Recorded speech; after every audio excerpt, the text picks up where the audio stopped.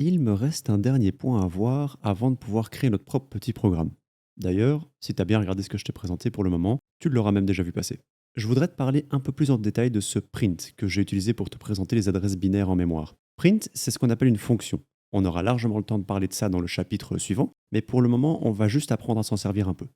Une fonction, en programmation, c'est quelque chose qui va cacher un bloc de code.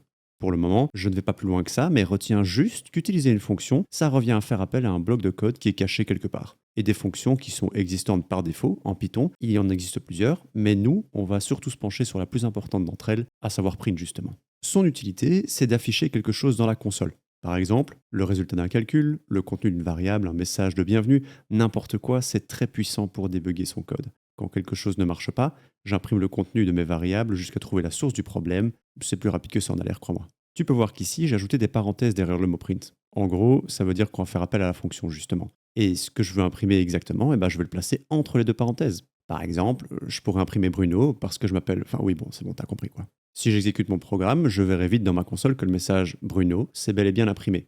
Cela dit, je ne suis pas obligé d'imprimer un texte directement dans le print. Je peux aussi y placer une variable. Par exemple, si je crée la variable mon prénom et que je lui donne la valeur Bruno, je peux ensuite imprimer mon prénom avec print mon prénom, ce qui va encore une fois imprimer le contenu de ma variable, à savoir Bruno. Ce qu'il faut savoir avec print, c'est que si on veut, on peut imprimer plusieurs choses en une fois. Et ces éléments, on va les séparer par des virgules. Par exemple, je pourrais imprimer le string bonjour, puis mettre une virgule, puis mettre la variable mon prénom. Et quand j'exécute mon code, ça m'indique proprement bonjour Bruno, avec tous les éléments imprimés séparés par un espace. Je peux aussi dire, par exemple, bonjour Bruno, ça va? Alors, on va oublier la ponctuation pour le moment, et donc je pourrais simplement ajouter à la fin un texte qui dit ça va, et encore une fois, séparé des autres par une virgule. Si j'exécute mon code, je vois que dans ma console, je vois bonjour Bruno, ça va, qui s'imprime correctement.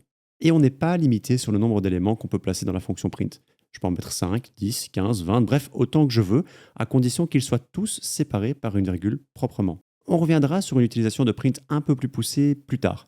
Pour le moment, ça suffit. Donc amuse-toi bien à écrire plein de choses dans la console et on se rejoint un peu plus tard pour la suite.